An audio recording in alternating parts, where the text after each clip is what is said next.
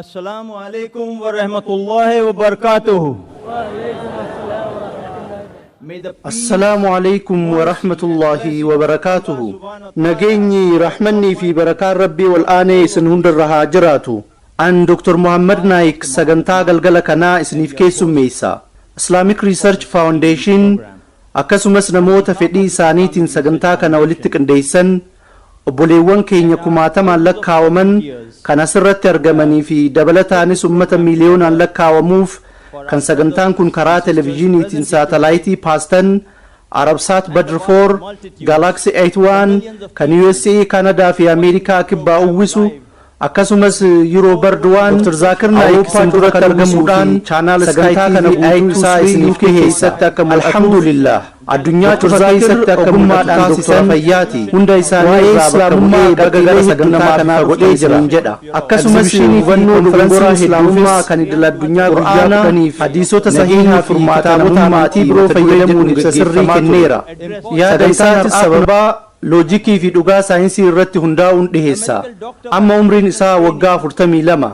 Dr. Zakir Naik xiinxala gadi fageenyaan godhuu fi gaaffilee hordoftoota sagantaa isaa irraa xumura irratti deebisaa quubsaa kennuun beekama har'as haasawa isaatiin booda yeroo gaafiif deebisaatti gaaffilee keessan ni keessummeessa waggoota dabran 12 keessatti barumsa indiyaa keessatti kenneen cinatti waltajjii barumsaa gurguddaa 1200 ol biyyoota addunyaa garagaraa keessatti qopheesseera simpooziyemii fi falmiiwwan garagaraa irratti namoota bebeekamoo amantii biroo waliin hirmaateera sagantaawwan isaa kan milkii guddaan xumuraman keessaa falmiin inni USA keessatti Dr. William Campbell waliin mata duree Qur'aanaa fi macaafni wayita saayinsiin madaalaman jedhu kan magaalaa Chicago keessatti ebla tokko bara 2000 taasise Qur'aanni argannoowwan saayinsii haga ammaa bira gahamuu danda'ame cufa waliin walsimuu isaa mirkaneesseera falmiin inni nama beekamaa Indiyaa Sri Ravi Shankar waliin hubannoo gooftaa islaamummaa fi hinduu keessatti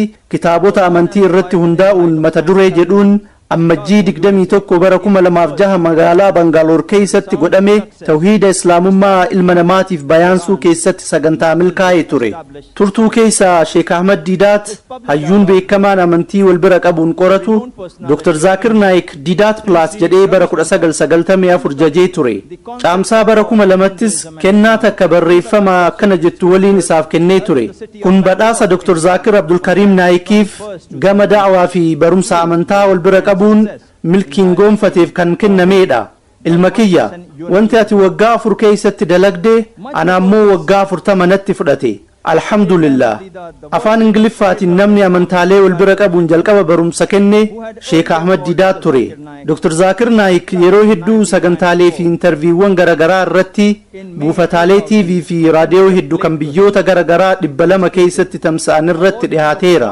islaamummaa fi amantii wal bira qabu irratti kitaabota hedduu barreessee jira san keessaa Qur'aanaa fi saayinsii wal simamu wal dhaba Qur'aanni kalaama rabbiiti dubartoonni islaamummaa keessatti mirgi isaanii sarbameera moo eeggameera hubannoo rabbii amantaalee gurguddoo keessatti akkasumas gaaffilee baramaa namoonni muslima hin ta'in dhiheessaniif deebisaa kan jedhan kitaabota isaa keessaa muraasa sagantaa goolabbii har'aa kan dhaamsa nageenyi furmaata namummaati jedhu bu'uureffatee egzibishinii fi konferansii islaamummaa idil addunyaa guyyaa 10ffaa kanarratti haasawa isaa mata duree haalaan barbaachisaa ta'e kana islaamummaan furmaata namummaati jettu nuuf dhiheessa Women in Islam subjugated or protected, concept of God in major religions, and answers to non-Muslims' common questions about Islam. In this concluding theme session of the Peace, the Solution for Humanity, the 10-day International Islamic Conference and Exhibition, to present his public talk on this vital topic of the day, في برسيسا بكما اسلام ما في امنتي والبرك ابو الدنيا كان تاي دكتور زاكر نايك حاسمن Islam and comparative religion, Dr. Zakir Naik.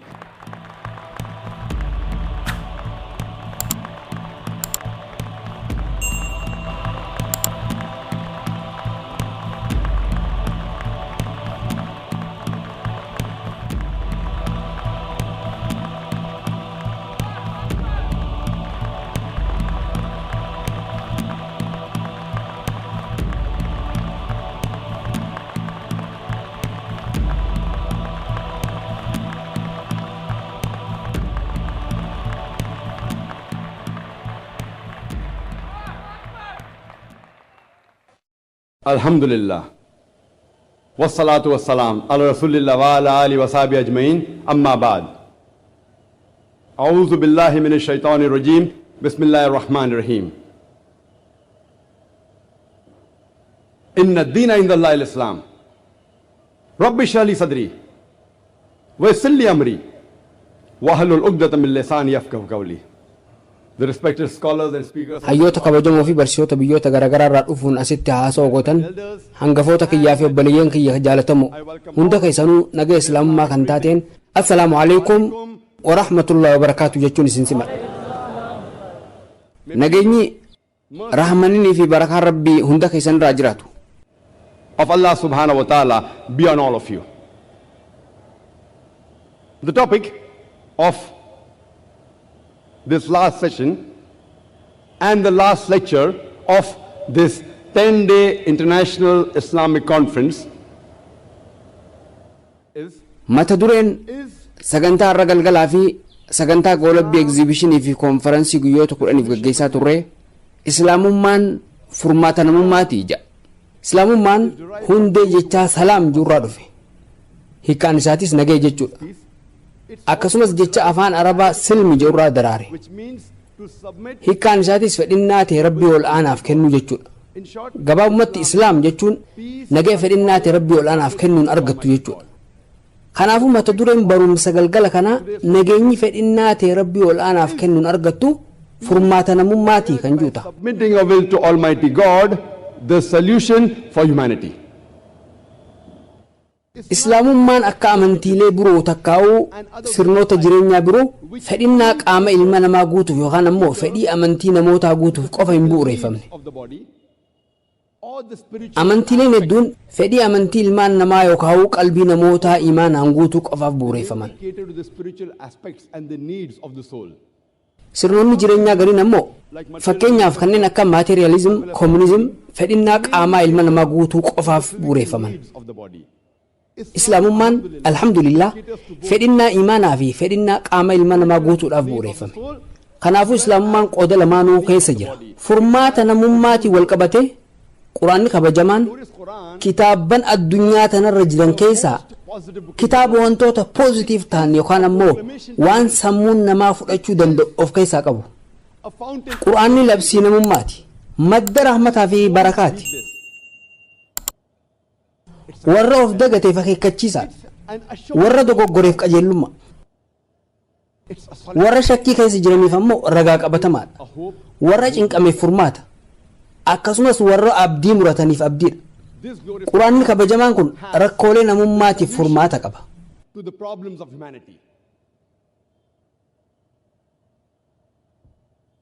Namni tokko yoo furmaata takka isiniif kenne madda furmaata sanii beekuu barbaaddu. Wanti sun dhugaa ta'uu isaa beekuu barbaaddu. Fakkeenyaaf yoo isin dhukkubee namni tokko dawaa takka isin ajaje eenyummaa nama dawaa san ajaje beekuu barbaaddu. Namni sun doktora beekumsi isaa maali kan jiru beekuu barbaaddu. Haaluma wal fakkaatuun namoonni hedduun barreessaan quraana kabajamaa kanaa eenyu akka ta'e beekuu barbaadu.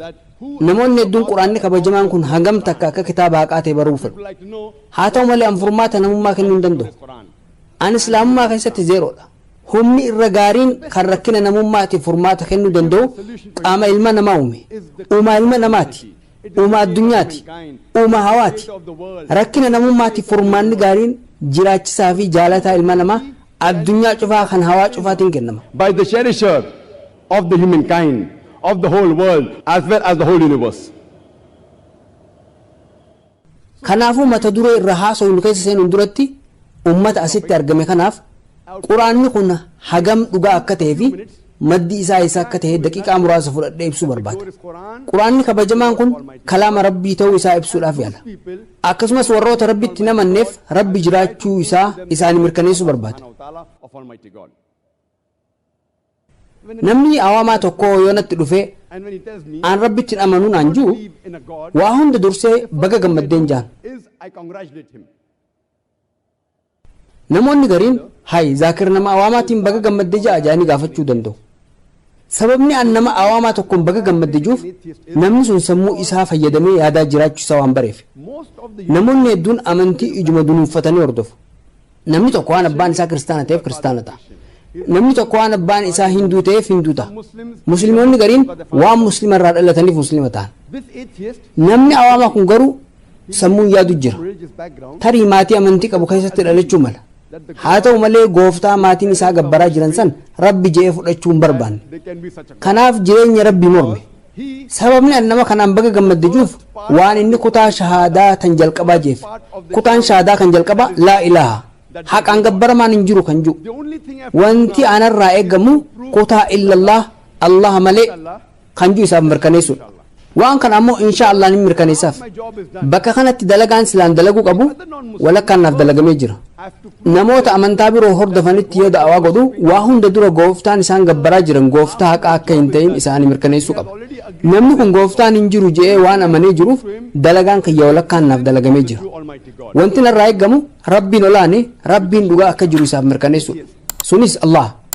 ni mirkaneessas insha Allah warri awaamaa hedduun saayinsii waan hundaa oli waan xumuraati yaani amanan arraan tana yeroo irra jirru yeroo saayinsii fi teknooloojiiti warri kun saayinsiin kan xumuraati isa ol wanti biraa hin jiru yaani amanan nama awaamaa tokko meeshaan tokko meeshaa namni tokkollee argee hin beekne kan namni tokkollee waa'ee isaa hin dhageenye tokko ni jira osoo jettaniini meeshaa kanaas isa dura qabdanii namni jalqabaa kan waa'ee maashina kanaa akkaataa maashinni kun itti dalagu sitti nu eenyu jettanii osoo gaafattanii namni awaamaa kun kalaqaa meeshaa kanaati jee isinii deebisa gariin namaa hojjetaa gariin namaa oomishaa gariin buureessaa gariin dalagaa jechuu danda'a waan fedhanis jaan wanti isaan jaan wal fakkaata uumaa oomishaa dalagaa kalaqaa jechoonni kunniin wal fakkaatoodha deebii kana sammuu keessatti qabadha jechoota namni sun isinitti himu waliin hin cinqamina itti aan sunis gaafii biraa gaafadha sunis hawaan kun akkamitti argamuu dandeejaa gaafadha namni sun jalqaba irratti waan piraayim nebiila jedhamutu jira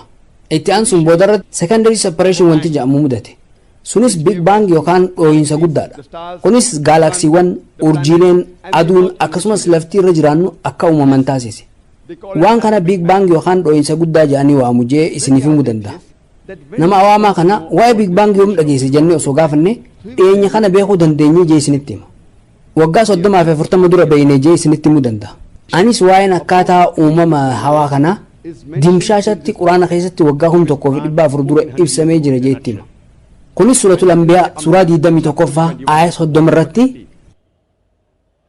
awalam yara alladhiina kafaru sila isaan nan kafaran hin beekanii anna as-samaawaati wal ard kaanata ratqan fafataqnahuma dachii fi samiin maxxantuu turanii ergasii addaan isaan hin baasne dubbiin isin amma big bang jettan kun waggaa 1400 dura quraana keessatti ibsamee jira waa'ee kana quraana keessatti eenyutu ibsuu danda'a tarii wanti kun durduriidha isin jechuu danda'a nama kana waliin hin mormina gaafii keessanitti fufa